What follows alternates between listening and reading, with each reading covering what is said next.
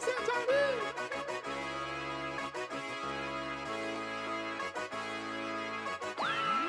you've done it now, Johnny.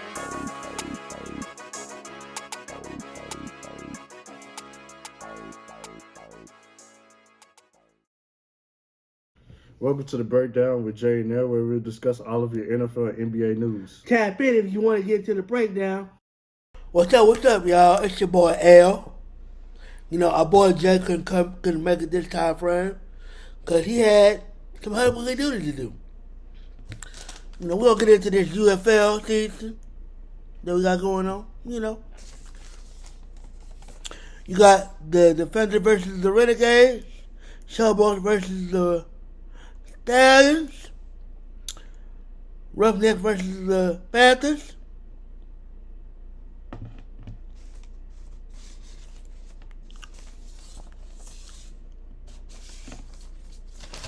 And the Bayhawks versus the Brahmas. Now, you see them games? Great games.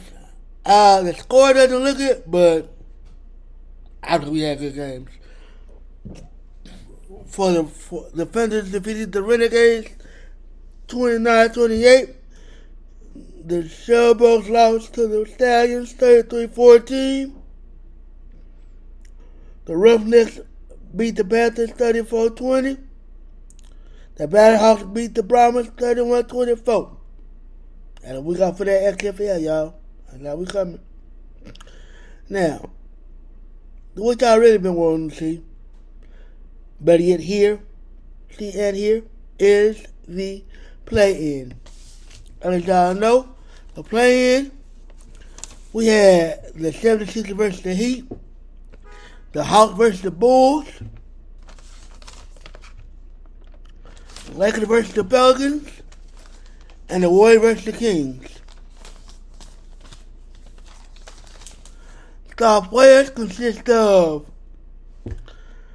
Tyler Hero for the Heat. He had 25. Joel Embiid for the Sixers. He had 23. And the 76ers won 105-104. You got the Hawks versus the Bulls. The key star players were DeJounte Murray with 30 and Kobe White with 42. The final score of that was 131-116. Dang. Hawks, y'all got demolished. Next up, we got the Lakers versus the Pelicans. The star player consisted of LeBron James with 23 and Zion Williams, he had 42. The final score consisted of 110-106.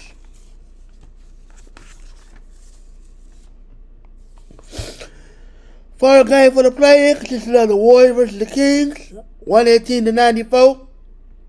Sorry, Warriors. We gotta do better, man. We gotta do so much better. Keegan Murray, he came out the game with 32. Steph Curry came out with 22. Can't get mad. He did good. We also got coming up, we got the upcoming games. They consist of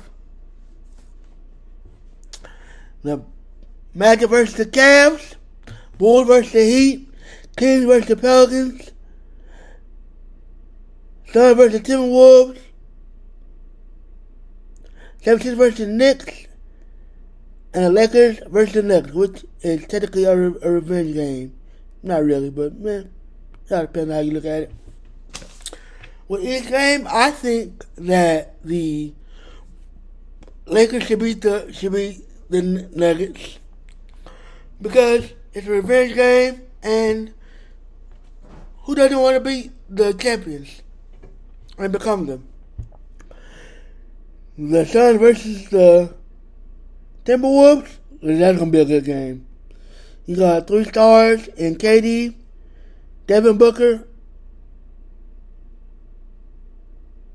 and Bradley Beal. Hey, that's a three-headed monster. But they going up against a young monster himself, and Anthony Edwards. That boy is, oh my God, that boy is so nasty. Next up, we got the 76ers versus the Knicks. That game, it should be a thriller. Jalen Brunson played tremendously last season in the playoffs. And Joel Embiid had got injured early on in the season, so this should be his rebound season. Or this should be his rebound mode. Coming through, kicking ass, taking names. Then Bulls versus the Heat. Yo, that should be another good game. Mainly because you got Kobe White. He came through last game and had a monster game. I want to see what DeMar DeRozan's going to do. Is he going to come through and he going to really kick butt and really show them that he's a star player, which we know he is? And had anybody seen Jimmy Butler? He's been kind of out the loop lately. I mean, I know Tyler Hero came through and did really well, but we need for Jimmy Butler to show up and show out if he wants the Heat to win a ring, which I'm pretty sure he does, because he ain't never got to taste that success. Back to this women's basketball, y'all. So, we know that the WNBA draft has concluded. Clayton Clark went number 1. Cardozo, she went number 3. Tamara Brick, she went number 2. And Angela Reese, she went number 7. All of those are star players in their own right. I think that when you get players that are that talented and they get to the league, it's going to be a transitional period. Everybody thinks Kevin Clark is going to demolish and be great. She will be, but she's going to have a learning curve. That's a lot different than playing 18-year-olds than you're playing people that have a family to feed. Also, the money that they don't necessarily get to see is astronomically wrong. I'm not sure as to why they don't get that much money. They definitely need to get much more. But it deals with a lot of inconsistencies, such as low attendance and people not valuing the game. This past season in college basketball, we've seen more people talk about the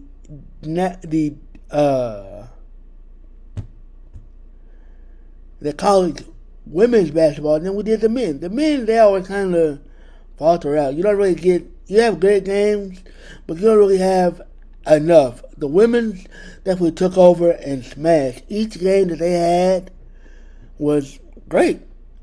No one was talking smack. Everybody would loved it.